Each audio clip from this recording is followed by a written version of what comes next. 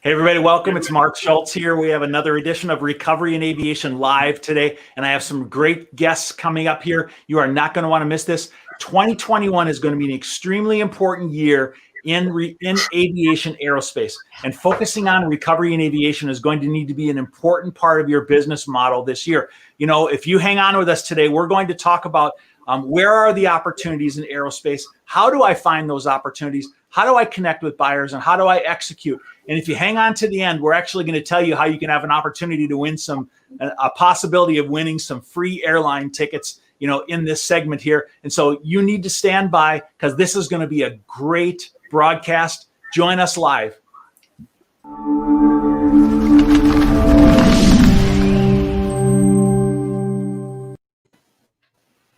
Hey, good morning. Welcome, everybody. How are you this morning? Good morning. How are you? Very good. Very good. Hey, let me go around the room real quick and introduce to people out there watching who we have here in our illustrious panel here today. We have Dean Cameron with Northwest Aerospace News. Dean, where are you located and what do you do? Well, we're in beautiful Spokane Valley, Washington, and I'm the publisher of Northwest Aerospace News magazine. We focus on sharing the attributes of the aerospace manufacturers to an international audience. And hey, Dean is connected to manufacturers all over the Pacific Northwest. Here's a copy of his magazine. I love it. It's a very high quality publication, and we'll talk to you a little bit more about how you can get that and go online to find that, you know, if you want to connect with people in the Pacific Northwest. Next, my next guest is Jim. Jim, tell us who you are and what do you do? Yeah, hi, thanks, Mark. I'm Jim Sheehan. I'm the president of Technical Aero. I'm an independent sales representative, primarily helping my European clients sell into the Boeing supply chain. And I'm located in the greater Seattle area, an area called Camino Island, which is beautiful. It's off the beaten path. In fact, about 10 minutes ago, an American bald eagle flew by my window about 20 meters away. So I know I'm in the right spot. That's great. Pacific Northwest is a great place to be. But hey, Jim has experience in connecting suppliers from outside of the country or suppliers in the country to manufacturers. And that's one of the things that we're going to talk about here today is how to get connected and doing business in the Pacific Northwest. And then I have Brian Canfield. Brian, tell us who you are and what you do. Sure. Brian Canfield with PNAA. I'm the CEO and executive director.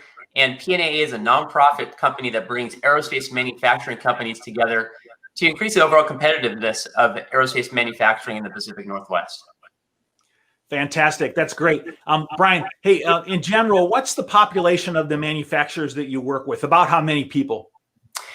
You know, we really don't know because the supply chain is so expansive, but somewhere believed between probably about 100 and 200,000, maybe even north of there.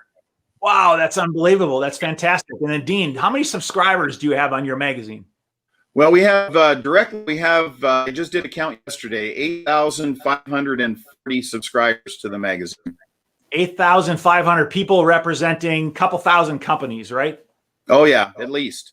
Okay, yeah. And Jim, is it over your career? How many different companies have you worked with in your career? Possibly. Oh gosh, probably a dozen or so as an independent representative. A dozen or so, and I've worked with at least I don't know, 200 to 400 maybe. And so, listen, for those of you watching here today, I want you to understand is that we have a panel of people here today who are experienced and who have worked with aviation aerospace for many, many years. the drive and focus of our discussion here today is how can you connect with people in aviation aerospace, and how can you do business with those people? Listen, I generally have people that are watching from all around the world, and I want you to, give us a shout out in the comment box. If you put comments in the box, they actually show up on the screen in front of me, and we love to know who's out there watching. Okay, so if you would just get in there and make a comment and tell me where you are, what part of the world you in. I always have people on continents all over the world. We like to know who you are and where you're coming to us from. Next, share the stream. Help us get the word out. Listen, I have been focusing intently for the last year on how do we drive recovery in aviation. The reason these guys are here is because that's their passion too, is that how do we create success within aviation aerospace? Help us out. Share this stream. All right. Hey, listen, let's jump right in. Let's get into our conversation here. First part of the segment here, we're going to talk a little bit about what's happening in the industry. All right. We got people here that are touching aerospace companies from all different directions right now. And I want to talk a little bit about what's happening in the industry. Okay. Hey, let me start off by reaching out to Jim. Jim, I know you work with a lot of companies, within the industry. What are some recent events you're seeing that are happening in the industry that are impacting either the industry positively or negatively? Let's just start down some ideas. What's happening in the industry today? Yeah, sure. Well, it's the pandemic's had a dramatic impact all the way from the flying public all back to the OEM. And I think one of the things I'm really excited about is the recent approvals for the return to service of the 737 MAX. Starting in November, we had the FAA, followed by Brazil, approve the return to flight for the 737. Transport Canada approved the return in December. And as a matter of fact, WestJet will be flying their first commercial flights today, and Air Canada will take up their flights February 1st. EASA is expected as well this month to approve the return of the 737. And I think this is is pivotal for the industry because it's indicative of sort of this sort of magical timing where we have a vaccine at the same time we're getting this aircraft return to service. One of the challenges I think with the 737, of course, is China. We don't know. There's been no announcement of return to service. And it's a bit occluded as well by some of the trade tensions we've had, including Lockheed Martin's sale of 66 F-16s to Taiwan, which complicates things. Yeah. Okay. Well, let me ask the other guys in the group here with us today is that what kind of positive and negative impacts have you seen, as a result of the 737, MAX? Let me start out by saying we all know that it's had a dramatic impact, to the industry. And of course, in aircraft sales, but also suppliers supplying materials to the aircraft for manufacturing. And it's caused a lot of people that I've had on this program to have to replan and reschedule their activities. Now, Brian, what have you seen? What are you seeing from suppliers out there? What is the return to service of this airplane going to mean to people right now? Well, I think it means a few things. Obviously, an increase in business and an increase in their production when the airplane comes back online more. But I think, there's been a lot of positives through all this. And I think one of those big things is that these aerospace companies have had to stop and pause, take a look at their business and really do some deep thinking about how they conduct business. And through this, there's been a variety of changes in these aerospace companies, from staffing to efficiencies, really to looking at their sales strategies. And one of the positive results is, and I've been so excited to hear about this, is I think we've heard about more companies having record profits this year than in a long time. And so that was a big surprise when I started hearing this trend. But I think these companies are really reformulating and looking at, hey, how do I go about doing business? And I think that, right now, these companies are going out there and they're getting more aggressive and they're finding new business. One, because they have to, but this is also making them more productive. Yeah, I couldn't agree with that more. Dean, you and I, we've focused on doing some broadcasts, last year and into this year. And one of the things that you and I saw is that some of the companies out there are really doing well right now. Some have been impacted very negatively. I don't want to, understate that in any way, airlines specifically. But, there's some companies out there supporting aviation aerospace that are doing pretty well. Dean, we've seen a lot of them, haven't we? Oh, absolutely. And I think the industry is more nimble than I think people give them credit for. There's been a lot of companies that are pivoting and expanding the not only aerospace clients, but other clients as well. But one of the things, to build on something that Jim said, the return to service, I think I read this morning that Boeing has delivered somewhere is about 140 aircraft that were previously grounded. So I think that we're going to see a pretty significant V-shaped recovery, where early on, nobody really knew, deer in the headlights, didn't know what was going to happen. But I think we're going to see some really positive results in the next coming months. Wait, Dean, you said that you saw something that said that Boeing has delivered like 140 of those aircraft that had been previously grounded. Yeah, that's fantastic news. That's really great. I mean, that should make a big difference on getting things moving. No question about that. Hey, listen, I like to continue to acknowledge our viewers out there. Up on my screen here, I have a lot of viewers out there, and we have people from all over Washington have been joining us today. Why don't we throw a few of them up there just so we can, let people see who's up there. But, we have people that have come in from, we got just a comment here, and we have Auburn, Washington. We got a local out there. We have people joining us from India here today, and Washington as well. And let's see who else. We have some people from Connecticut. Okay, a big proponent of us from Nigeria. Let's see, who else do we have out there? A big long list. Let's just recognize a couple more. Stanwood, Washington. Where's Stanwood, Washington? I know. It's just next. Right next to 20 minutes down the road from Camino Island. It's just to you. Okay, all right. What else do we got? We have a few other comments. I think a few people just commenting on different things. Yeah, we got some Montreal, Canada down there, and a lot of different people from different places. Let's see, Connecticut, aviation distributor in Connecticut, and Alabama, Mobile. We got Mobile, Alabama down there on the bottom, and got a lot of people. See, we just I love knowing where people are coming from, because I'm just telling you what is that this industry is my passion. Listen, I have a picture of when my dad stood me up on the wing of an airplane. It was an air coupe, and I was about 3 or 4 years old. And I think that was when I was hooked. I don't know. It might have been before that. But, I've been in this industry for a long time. This is my passion. And some people say it's my obsession. And, is that absolutely it's important to me that we get the word out about how we can help people to be successful. So, guys, thanks for joining. Share the stream if you can. Let's keep going on with our conversation and our discussion here, right? So, Jim, I wanted to move a little bit to talk about, what you're doing. It's really interesting to me. You are working in the industry as a sales representative to help represent people and companies to try to bring them into aviation aerospace, right? And the company's name is Technical Aero, all right? Can you tell me a little bit about how you got into doing that and what you're doing? Because I think that's interesting to people, because people need to know how to make connections and how to do business in the industry. How did you get into doing that? Yeah, well, thanks, Mark. I really got my beginning in aerospace working for the Canadian consulate in Seattle as the trade representative responsible for Canadian aviation in the Pacific Northwest.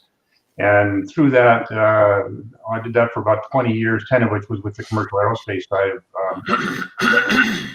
and obviously with the relationship between Boeing and Canada, with the purchase of about $1 billion a year Canadian goods, was involved with a lot of the senior people at Boeing. So that's kind of how I got started, and how my passion as well was enriched. And then I had a chance to take an early retirement about 8 years ago, and then went into business for myself. And so my primary job is pathfinding and communication for my clients. And we could talk for hours about Boeing and the changes, and maybe we'll touch upon it. But that's really so important, because I see so many companies, all around the world, not to mention, here in the USA, but all around the world, that are trying to figure out how to connect into, the revenue stream that comes from aerospace here in the United States and a lot in the Pacific Northwest. I mean, it's a hotbed of activity. And so, Jim, I really think that your company is providing a really valuable service. And, also, I know how important that is. And I myself, work with a number of different companies to help them do different things within the industry. I mean, last year alone, this live broadcast we're doing, I did about 250 live broadcasts last year. And in that, what we did is we were really able to get a message out about different companies and what they're doing. And so I think, Jim, for people to have the capability to connect with somebody like yourself is extremely important, because it gives them, your knowledge and your knowledge of the working system and your ability to be able to, reach out and connect to aerospace companies. What are some of the companies that you're working with? I think we have a couple of them on some slides here. Yeah, for sure. So I'm working with two European companies now, Sogeclair Aerospace, about a 1,500 person company. The core of business is engineering, and they own some product lines, some vertical product lines, one of which is a company named Aviation, which manufactures fuel tank access panels. And I believe you had a little picture there if you go back one. Yeah, these are on their sole source for the, keeps the fuel in the wing of the composite wing for the A350 and the A220, the former C series, plus a Dassault product as well. So I help them work on getting their products known and so on. They also do additive manufacturing, and they manufacture some simulation equipment and so on. And then the second company I represent is a Spanish company named Air Group, and I believe there's a slide for Air Group. They're the third largest tube and duct manufacturer in Europe. And what's interesting about Air Group, family-owned, 75-year-old company, but what's interesting is that third generation is now running the company, and they focused heavily on implementing Industry 4.0. And they are a fully digital company now, and it's truly amazing the power of Industry 4.0 when it's fully implemented. It's hard to do, but the results are well worth it. Okay, hey Jim, people might not be familiar with that term, Industry 4.0. What is that? Yeah, so they talk about the industry developments from the time of the steam engine, and then it went into in the late '60s. It went into the transistor and how this changed the industry. And now with the Internet of Things and the ability to really leverage computer power, there's this 4.0, and so it's the ability to have machine-man interface, collect massive data. For instance, in the case of Air Group, they collect over 1 million data points a day and have 1 million data. And this is a 400-person company, right? So when you think about the scale of that, you figure out how to collect the data, and then you have this massive ability to analyze and to be transparent. So in Air Group's case, we're able to be transparent with our clients because we know our data so well, and it kind of blows the clients away when we say, hey, here's all of our back office data on like a bid.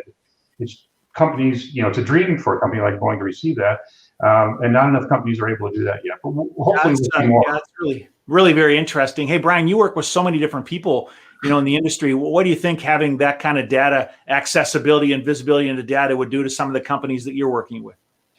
Well, I think it's essential. I think as we go forward and different manufacturing methods change and requirements change, especially around quality and some of the requirements that are coming down, I think some of the companies, the OEMs and the tier ones, they're going to want to have access to this data. So I think the companies that are getting ahead with this Industry 4.0 and putting these systems in place to capture this, I think it's going to be very valuable because I think it's what their clients are going to want in the future.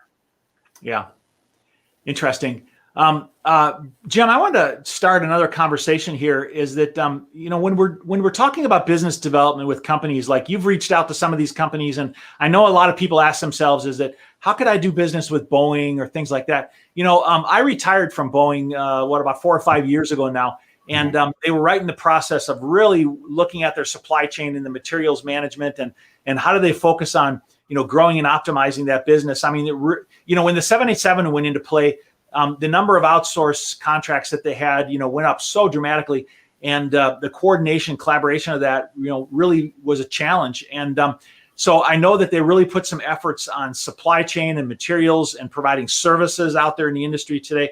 Is that I wanted to come back to that just for a minute. Is that how does somebody really become a supplier to Boeing? What is that process? What does it even look like? Yeah, well, first of all, the process is a long process, as you obviously, you've experienced yourself. There's been so many changes within Boeing that, let me give you an example of a change. So about 3 years ago, Boeing said, hey, look, we've got these different divisions, the defense side, BDS, and Boeing Commercial, and BGS, and so on. How can we get these companies these divisions to communicate so that we can do aggregated buying and not duplicate suppliers and so on? And so they stood up a vertical within Boeing named Strategy. Fantastic idea. It concentrated the leadership for the purchasing and procurement strategy within Boeing. And so now, as this has matured, and Boeing, like many large organizations, they change the names of the various operating parts of the company. Maybe it's a management personal choice or something, a branding internally. But so it's now strategy is now called sourcing. it's become the gateway for a supplier. You need to really get to the right category leader, the person who owns the commodity which you manufacture within this sourcing strategy group. And they're the ones that are going to really be the gatekeeper for the yay or nay, whether you're able to get passed on to further down for selection and so on. Yeah. So Jim, as I was leaving Boeing, they were just establishing those category managers.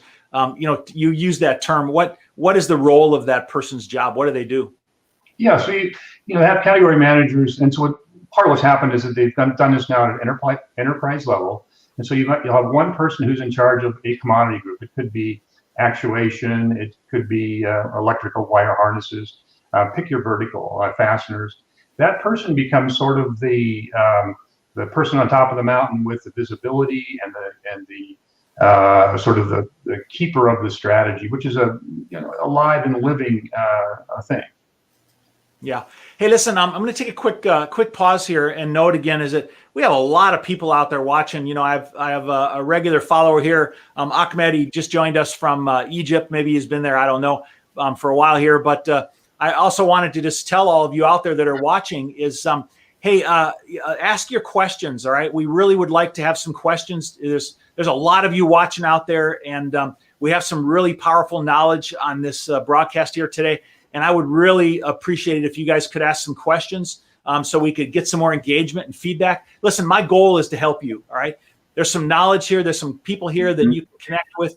You can learn from them right here, right now. Just ask some questions and let's see if we can get some conversation going. Dean, I want to come to you for a minute. Jim was talking about this process of connecting with category managers and all the suppliers and things, needing to understand how to get into the business. One of the things I learned when I worked at Boeing is it's a really big, complex organization. And one of the things you had to learn is you had to learn how to navigate it. You had to learn who's where and what did they do. But Dean, you have some suppliers out there in your world that supply parts for Boeing, right? Oh, absolutely. And I'll say that there's a number of ways to support Boeing, and not exclusively doing business direct with Boeing. In my 28-year background in commercial aerospace manufacturing, we were a key supplier to companies that flied Boeing. And so many, many times we were helping, companies pull them out of the fire, so to speak, as far as making deliveries on time and coordinating engineering and being a part of the development of, commercial aircraft interiors and other parts. So getting into Boeing is a tedious process, as Jim said. I mean, you have to go through a lot of certification and audits and so forth. But there's a lot of companies out there that supply Boeing that need those suppliers as well. Well, second and third tier suppliers like, Dean, we've interviewed a whole bunch of them. I was just thinking recently, the other day, I was talking to your friend Marcy from Nycoat, and she was talking about how they put coatings on materials on the airplane. I mean, just last week, I think we interviewed your friend Frank from Silicon Forest Electronics. What's Frank's last name again? Nichols. Frank Nichols from Silicon Forest Electronics, but those guys, like, he provides circuit boards, right? And circuit boards going inside of line replaceable units, LRUs, that go into the airplane. And so I don't know whether he's supplying directly to Boeing, but likely he's not. And so you're right. Is that getting into the supply chain doesn't necessarily have to go into Boeing. It goes into any of those suppliers that are feeding into the aircraft manufacturing process, right? Absolutely. Yeah, very good. Hey, we do have some questions coming in, let's see if we have any here that we could point out here or not yet. Let's just kind of wait for a minute. We got a lot of comments coming in, but I'll keep my eye out for questions. You guys definitely need to throw some questions out there, and we will answer them. Hey, Dean, somebody was asking here about how they get a subscription to your magazine. Maybe you could throw that comment up there on the screen. You bet. So the best way, so if you're out of the country, the best way is to go on my website, northwestaerospacenews.com, all spelled out. And if you click on magazine and then click on the magazine reader, it will give you the option to subscribe digitally, so that you just enter your email address, and then every time we release the magazine, you'll get a digital copy in your email. Print magazines are, as we publish them, are distributed within the continental United States. Okay.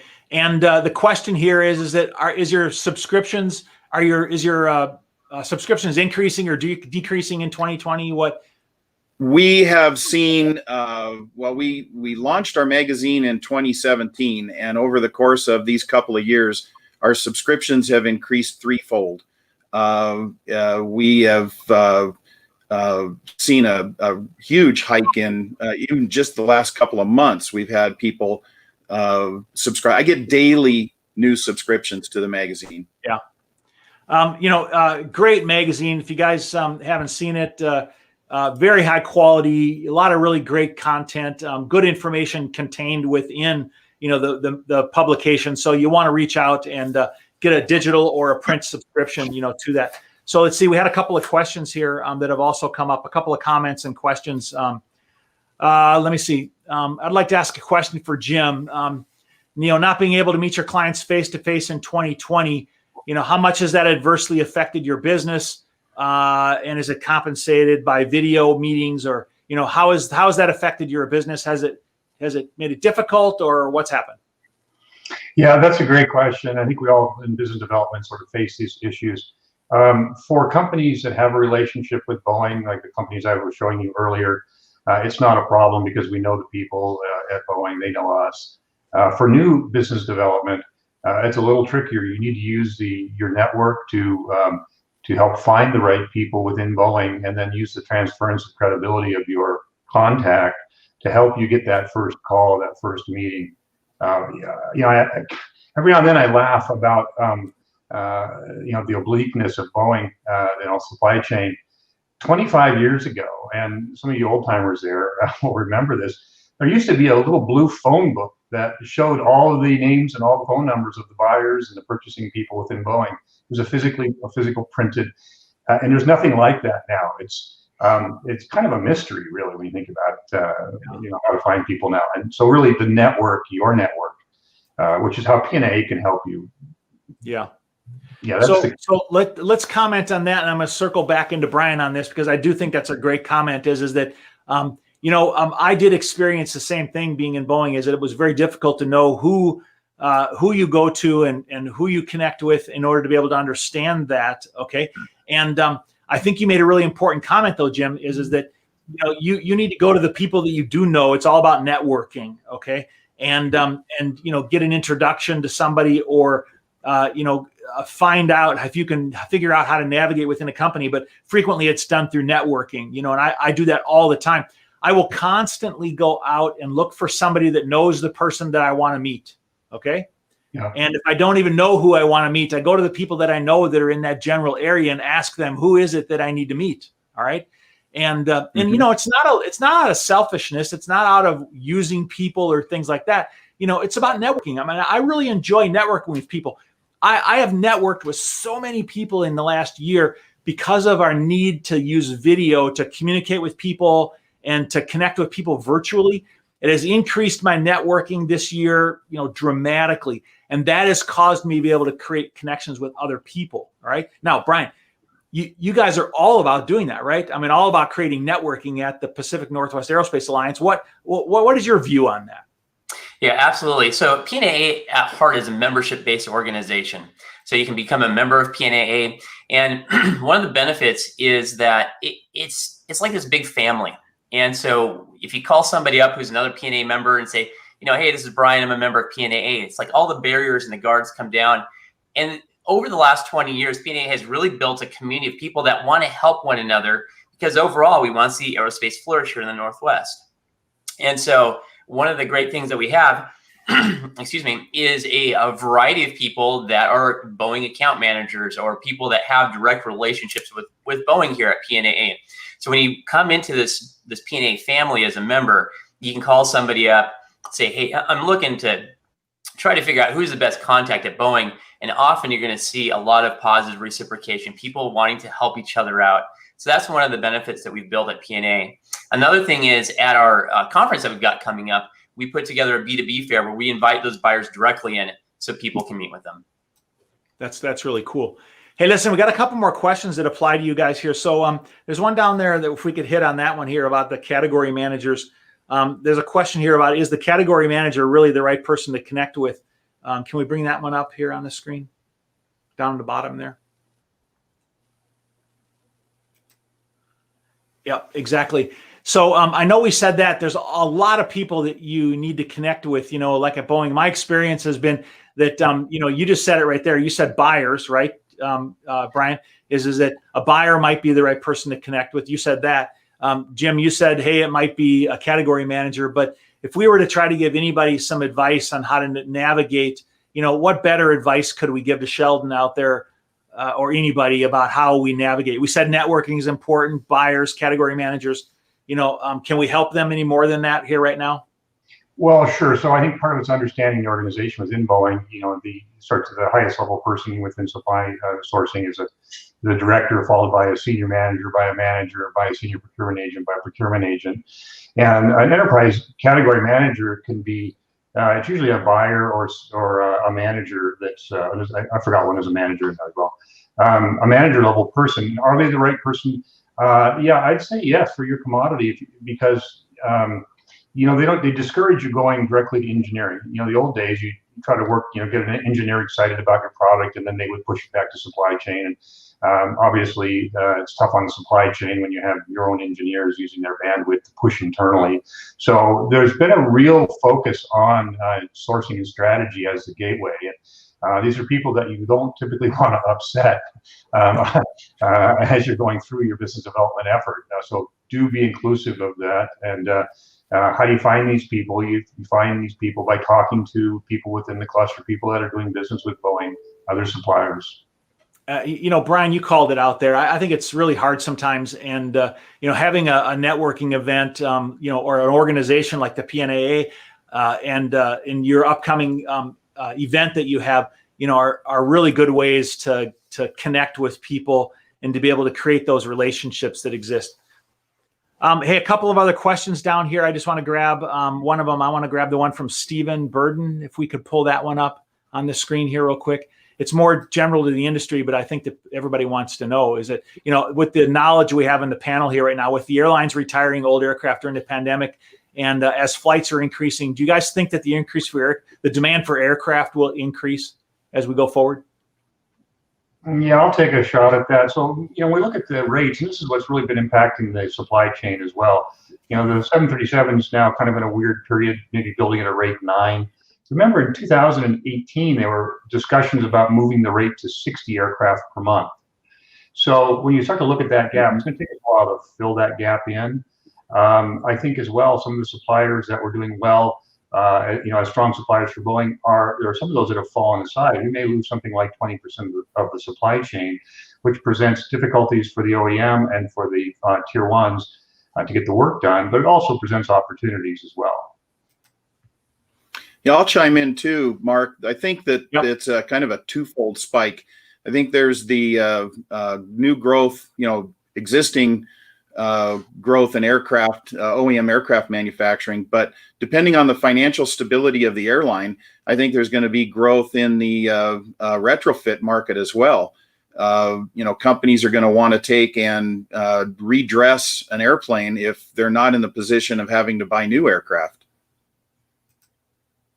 Yeah, and I think if you look at the big picture, historically in aerospace, we've seen these dips. It used to be every, I think, 7 years or so, we'd see one of these dips. And it's been quite a while since we've had one. So we're going through one now. I think you look at history, the demand for air travel has always increased over time. And so I think it's a little bit a matter of when are we going to get through this? When are we going to get back to that place where things continue on their previous trajectory? So I think it will happen. I think the big question out there is just how soon will we see it happen? Yeah, I think we're going to see it happening here, now. Okay, we are seeing it now. And the reason I'm saying that is that I do have indicators all over the industry, people that I work with. And like, for example, there's a woman who was on some of my previous broadcasts, Erica Armstrong, very connected in the social media world. If you look at her on LinkedIn, look her up sometime, Erica Armstrong. And, she has 500,000 followers, and she was a pilot in the industry for many years. She's written a few books. But a few 6 months ago, she was saying, "Mark my words, they're going to be hiring here for pilots here because there's going to be a pilot shortage." And everybody's looking at her like, "What are you, stupid?" That they're laying everybody off. And I just saw she did a post this morning where Alaska Airlines went out and said, "Hey, we're going to open up applications for pilots." It came out today or something like that. And she said, "Hey, I was right."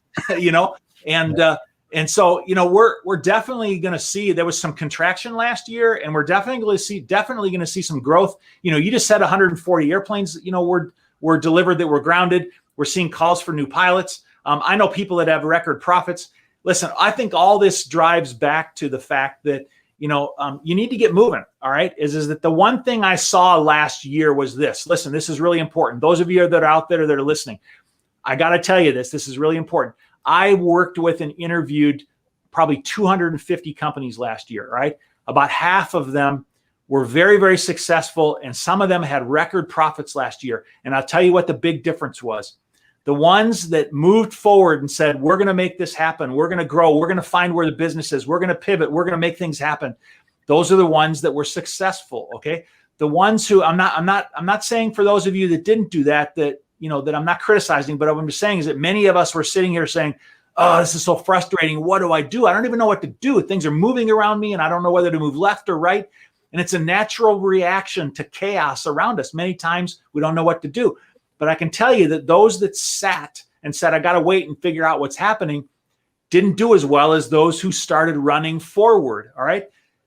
This is a new year. You have a new opportunity. Put a new plan in place. Create some new networks. Go after some new business. Find new people. Make a new commitment. Set some new goals. Set some new targets. Let's make this happen. Recovery in aviation is going to come from leaning in, leaders leaning in and making things happen. You can do that. All right. That's something you can do. And the companies that were successful last year were the ones that did that.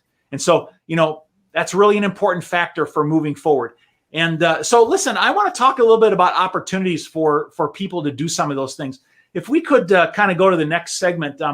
Brian, you mentioned a couple of times that PNNA has an annual event that you do. And what's that annual event called? So it's called Advanced 2021, and this is our 20th annual aerospace conference. Wait, 2021 is for the 20th anniversary. Yeah, okay. Yeah, we started in 2001, exactly, as an organization. And actually, the conferences had started before that. There were a couple of organizations that came together to form PNA in 2001. And we started with a small conference, a few dozen people. Rumor has it was at a ski resort or something like that initially. But over the years, it's really grown tremendously. Last year, we had over 750 people representing 350 aerospace companies. They traveled from about 35 states in the U.S., half of Canada, and a dozen countries, mostly over in Europe. And it's become a very large event. And what's exciting about it is it's really the kickoff event for the year. So we bring in all the top aerospace analysts, key speakers from OEMs and tier 1 through 3 companies. And it's really the roadmap of information for companies to plan their upcoming year. Yeah, let me dig into that just a little bit more, because I know there's a lot of viewers out there. We got a lot of people watching here today. The comments just keep going. All right, we got people all around the world that are watching. And I want to ask you this: Brian, how many members currently are part of this PNAA organization today? We're well over 200 altogether right now. Okay. And you're representing thousands of manufacturers, out there today, suppliers and manufacturers. And you started this event back in, 2001. Really interesting. And I know last year you had an in-person event at this time, right? Right. Yeah. And I guess we have a picture of that right here. There it is. Yeah. And where was that located? Where did you have that last year? We hold it at the Linwood Convention Center, just north of Seattle, Washington. Oh, okay. Yeah, I know exactly where that is. And, every one of us have been forced to figure out how to do business differently, since March of last year. And it's been a really big challenge for event organizers and people that rely on events. Those of us that do business in the industry and how to connect with other people. It's been very, very difficult because we have to figure out how to connect because, most of the times I was a person sitting out there in that room, sitting next to somebody and going out into the lobby and having a coffee and connecting with people and having conversations with MROs and airlines and manufacturers. And it's become a different experience now. All right. And now this is a conversation I want to have because I think this is really important is that The event organizers have struggled with that. All right. And there's been a lot of events that people have gone to and people haven't really known what to do. And some of them have been not real well attended. And people are saying, is this really worth my time? So I want to spend a little bit of time talking about this virtual event you're having and why it's different. Okay. There's some things about it that I think that are different. All right. I think you told me before this that you had, 3 or 4 major objectives in putting on and creating this event. Can you tell me what those major objectives are? Sure. Yeah. Number one, we want people to have a great experience. We've had a lot of people come back to us and say, I haven't had a good experience at a virtual event. It's a very kind of a text-based environment, and that human element is what's missing. And so we wanted to create a different environment. For our 20th anniversary, we want to go big and want to create a premier experience that nobody had experienced before in this virtual domain. So we looked at this and we said, well, how do we bring that human connection, that high touch to this event? And so that was one of our big objectives. So we're going to do this through a few different ways for folks. As you see on the screen right there, this is an example of one of our rooms or our lounges that you can go into. And this one specifically is the B2B fair.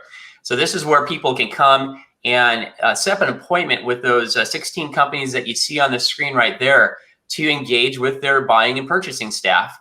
These are companies that right now are looking for new suppliers, backup suppliers, better performing suppliers, and you're able to facilitate a direct conversation with them. So once again, getting over some of those barriers that Jim talked about in the industry.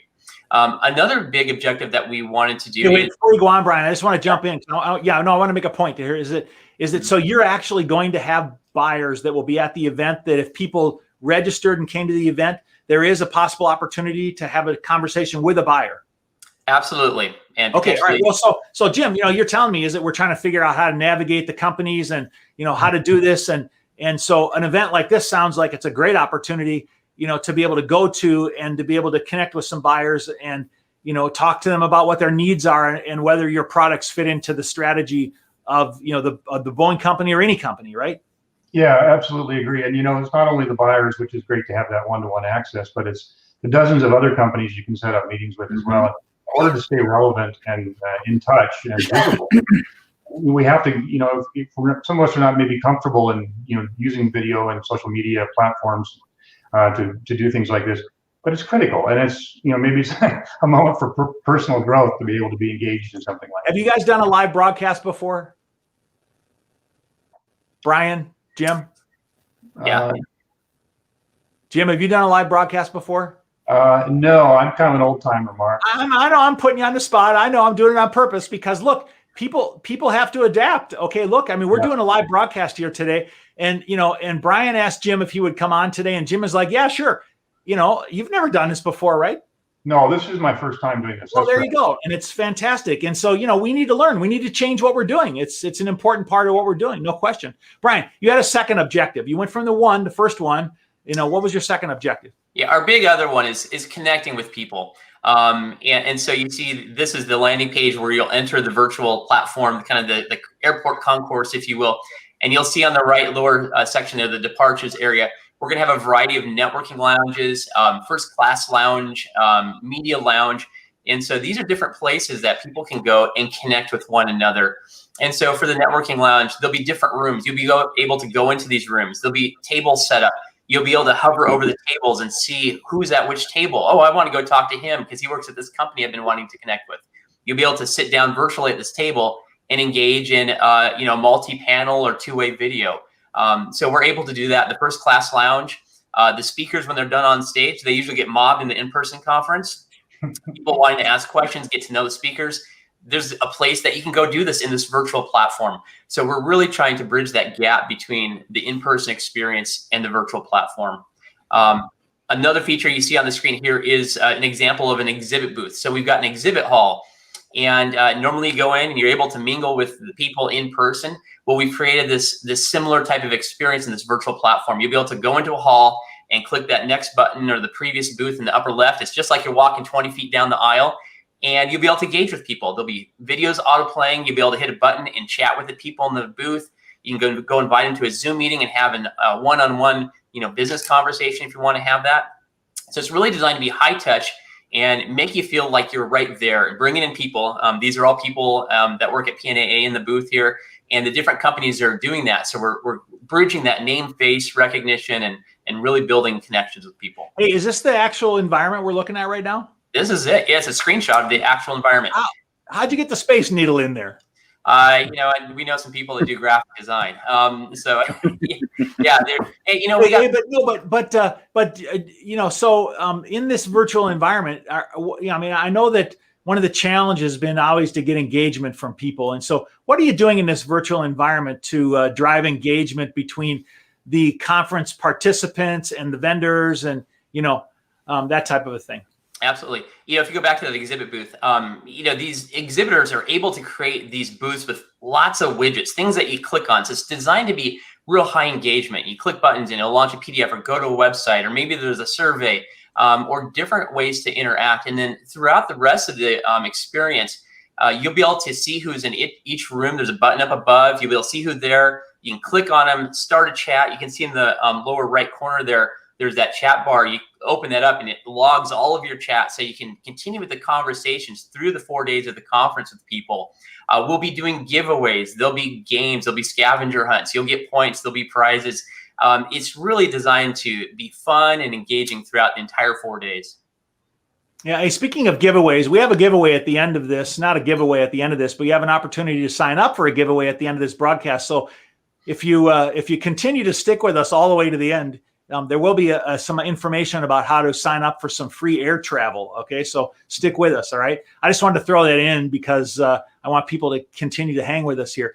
Hey, listen, I wanted to go back to this again though, because I've attended a lot of virtual events, over the last year, and it looks to me like you guys are really focusing on trying to raise the bar. I mean, this definitely looks like a really positive, environment here right now.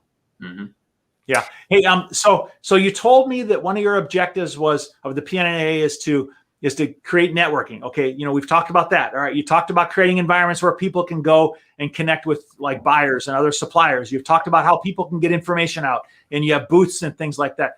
Mm-hmm. I think you also have a technical track on this event also, don't you? Yeah. In fact, we've got two main stages. Over the years, we've always brought in top keynote speakers, top analysts, speakers from the OEMs and the tier one. So we'll continue to deliver that on the main stage, really these macro topics. So business leaders, business managers can take this information and engage in their planning for their business for the next year. But over the years, we've always had a technical track, and we really started to hone that in last year. So we created this SME technical track. These are very focused topics. Maybe it's around cybersecurity or audits or other technical issues. We've got a metallurgy technical session and so on. But it's really designed for the production managers. So your shop managers, your quality managers, perhaps your HR and your engineers, those very detailed topics. And the whole idea there is to give them information that are going to allow them to make their companies more efficient, more cost effective, and really improve their overall quality and capabilities as an organization.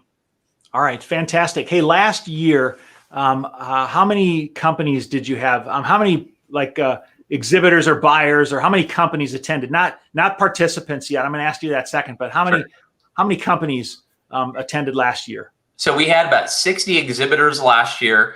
We had 17 different companies represented with their buyers. That's what we had last year. Okay. And we're on par for that this year too. Okay, excellent, good. And how many participants did you have last year? So I think we had over 750, and they represented about 350 companies, and these were mostly C-suite. So a lot of your managers, your executives, real key decision makers, and so it's a very rich, concentrated audience. And one of the things I get a lot of feedback is they love coming to PNA, similar to the Paris Air Show, because it's really a who's who. And you can make a lot of strong business connections without having to travel all over the country or all over the world. They're all just right there in one spot at one time. Yeah. Now I want to dig into that a little bit too, because, I'm all about trying to address the difficult subjects. And the reason I do that is because people are thinking about them anyways. Okay. And one of the difficult subjects is people have told me that, hey, I'm not sure about virtual conferences and some of them aren't as good as the others. And I'll tell you, I did an early event earlier this year. Okay. Or last year. I did an event early last year. And I didn't do it because I'm a conference organizer. I did it because I'm passionate about driving recovery in aviation. All right. And I found that people wanted to engage in this topic. All right. And what I did is I promoted it, and I told a lot of people about it, and I set up a good lineup of speakers. I had a 3-day event, and I brought in 61 speakers over 3 days, and we did it live for 3 days. All right. I had 6,000 people register for that virtual event, and I had over 20,000 people watch it. All right. And what I'm trying to say is that people want this stuff. All right. And so, I want to really super encourage those of you watching out there today to understand is that if you're sitting there thinking to yourself, how do I plan out 2021? What do I do? You need to move forward, and you need to start networking with people, and you need to connect with buyers like Jim has talked about. And networking and connections can come from this environment. Another big thing I've always done about going to conferences is going to get knowledge. I go there to try to figure out what's the lay of the land, what vendors are out there, what suppliers are out there, what's happening in the industry. And I find that in a very short period of time, I can gain knowledge, like on this technical track, very fast, that it would otherwise have taken me maybe a year or more, to basically do. But the difficult question is this, is that people are asking themselves is that, well, there's so much of that out there today. This is a paid event. You have to pay to go to these events, all right? But you've provided a substantial discount over the actual in-person event already, haven't you? Yeah, that's correct. It's about a third less. And then for small businesses in Washington and Oregon, there is an export step grant that will, potentially allow people to be reimbursed for up to 75%. So yeah, definitely trying to make that. What I tell myself though is that when I did this virtual event that I did, I had all these people that came to this event. I walked away with 9 new opportunities from that. Okay. And you think all those people, but I personally walked away with 9 new opportunities, and I connected with hundreds of new companies, and my network has just been amazing, that's come out of those kind of things. And so all I can tell you is, for those of you that are watching out there, if you want to find a way to grow and increase your business, hey, going to these kind of events is a critical part of doing it. I went to a lot of events last year, and many times I could spend, just travel alone, I would spend, $4,000, $5,000, $6,000, $7,000, depending upon where I was going. Okay. All right. We've eliminated travel costs now by being able to go to virtual events, and so it's really pretty amazing on what, for such a small investment, how much value you can get because we can engage in a virtual, kind of a manner like this. So Brian, what you guys are doing is, absolutely amazing. Hey, let's tell people how they can connect up here. I think it's important. We have set up a website here where you can go directly to it here. My company is Digital Aircraft, hashtag Digital Aircraft.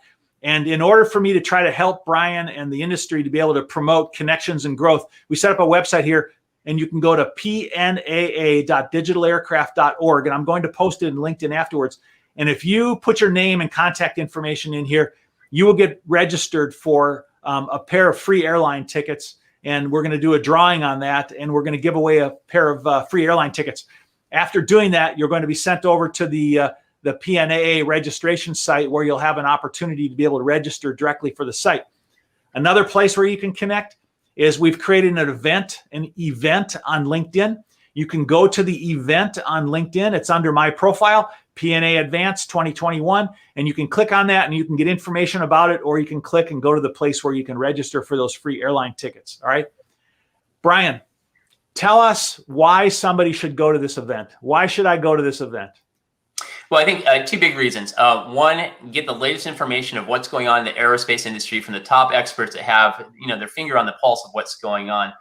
We'll have the top industry analysts. We'll have speakers from Boeing, Airbus, de Havilland, and a lot of those other key companies in the aerospace industry. I think second, Mark, you really hit hard on it, and that is, this is your opportunity to gain new business. I haven't heard a year go by where many people reach out to us and say, hey, I built a new business connection. It resulted in some large new business for our company. This is the place where people connect and they get together, they figure out how to solve problems for one another, and that really leads to new business and new growth. So I would say those are the 2 big things. This is an opportunity to start 2021 off on the right foot and really set the tempo for your year with PNAA. I couldn't agree. So Mark, let me jump in as well. I know PNAA as an exhibitor.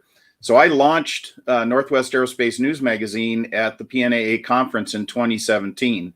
And it made a huge difference in how we were perceived in the industry. People that come to this conference come for a reason. It's not just a vacation. They're there to grow their business and to make contacts It's a fantastic event, and I've been well, even before I started my company, I attended the events. But this is my third year as media sponsor for the event. Mm-hmm. Yep. Excellent. And then I also wanted to provide some information here that if you want to reach out to Brian directly, you can do so. And there's his email address and the PNAA website. And they also have a LinkedIn page. And so if you want to reach out to that organization, if you want to become a member, because you actually get a discount if you're a member organization. So reach out to them, go to the website, you can connect with them and get more information. Hey, listen, guys, I always like to, as we head toward the end of the broadcast, I always like to ask some different questions. I want some insight from you that's, really deep. All right. And I like to do things like asking, what do you think about the future of the industry? And so, Brian, I want to start with you and say, Brian, what are you most excited about with regard to the future of the aerospace industry? I think it's maybe some parallels almost a little bit to the 1960s. There were these massive advancements in technology. And I believe we're on the cusp of something like that here. We saw the launch yesterday of Virgin, right? And, different types of new technologies taking people maybe beyond the skies as we know them right now. We're seeing so many advancements right now in space. What an exciting time to be alive and be a part of this industry. And as we see things converge both between maybe what we think of as commercial aerospace and space, but also all these new developments, that we're seeing out there. Hydrogen propulsion, electric propulsion, Magni X just opened a new headquarters, a new facility in Everett, Washington on Tuesday. So many new exciting advancements in technology. I think that's one of the things I'm really most excited about. Yeah, that's really cool. I couldn't agree with you more. The changes that we've seen over my lifetime, are much more than what you have. Sure. But the changes we've seen over our lifetime are really just incredible.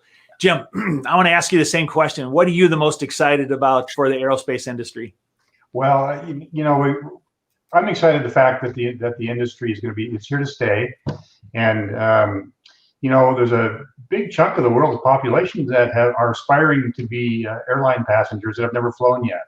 So I just think we're going to get through this pandemic as we did with 9/11 and SARS and some of these other hiccups that the world has faced. And I'm excited for the continuation of this industry and all the great people that are involved in it. Dean, there's a lot of current events that are going on right now out there in the industry. Dean, how do you feel about where the aviation industry is going today? Well, I'll piggyback a little bit on both of these gentlemen, their comments. We recently wrote an article about a high school STEM class in Rathdrum, Idaho, that designed, built, and launched a satellite, and they communicate with high school students from around the world. And to see young people that engaged in the industry, as Brian said, the technology is growing at an incredible pace, but to see that enthusiasm with the youth is extremely exciting for me. That is really cool. That really is. I can't ever complete a broadcast without telling people how important travel has been, in my life. I'll just tell you, the last full year I traveled, which was not last year, but the year before, I traveled 480,000 miles just in 1 year. And what that really meant was that I slept on airplanes 2 or 3 nights a week. But I've been doing that for many, many years. And I'll just tell you is that travel has been an important part of my life. All right. And that I believe that travel is, the great connector with people is what it is. And just like I'm able to have this video broadcast and connect with you today using digital media, travel and in-person travel has been an important part of my life. Look at over the years how, commerce and trade and transportation has connected people, trade routes, whether it be ships or whether it be trains or planes, it's created connection. And so for me, having the ability to be part of the, airline and the travel and transportation industry has been an important part of my life because it creates connection. It creates the ability for me to be able to go see people and see how they're living and communicate with people. And I've seen people in countries all around the world for many, many years. And so it's an incredibly deep passion of mine. And so you want to know why I'm driven to help the industry to recover is that I believe it connects people. And I wanted to reach out to you and to be able to connect with you in this way. And so, with all of you guys that are here today, you've brought an incredible amount of knowledge, here. And we've had so many comments and there's just all kinds of information we didn't even cover today because, there's just so much to talk about on the subject. And all I can tell you is those of you that are watching today, let's work together to lean in to drive recovery in aviation. You have a tremendous opportunity, to be able to connect at this PNAA, to meet people and drive it. But in your own individual businesses, I'm going to wrap it up with 3 things that Brian told us today. Brian said, you got to make a plan for the future for 2021. Okay. You got to connect and network with people. All right. You got to grow your business. You got to come up with new strategies. And part of that is going out and finding new buyers and connecting with people and learning knowledge, which comes from, connecting with subject matter experts and technical people like what you've seen here. Jim, thanks for your contributions to the industry. Dean, magazine is amazing. People, if you aren't subscribed to that magazine, subscribe to that magazine. And thanks, guys, for all that you're doing in the industry. Thank you, Mark. Thank you, Mark. Appreciate it, Mark. And I'm going to wrap this up by saying what I always say at the end: fair winds and following seas to you and goodbye. But at the end here, we got a short video that we're going to run, which is a video which tells you a little bit more about the upcoming PNAA. So don't leave us, and don't forget to register for those free airline tickets. Have a great day. Bye. As we prepare for takeoff, just sit back, relax, and enjoy the flight. You are cleared for takeoff. We are go for launch. Ignition.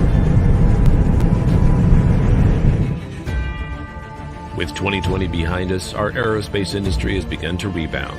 The 737 returned to service. We have improved air travel safety awareness, increased passenger travel. Airplane orders are on the rise. We have a COVID vaccine. Business will slowly return to normal. So welcome to the first conference of the new era.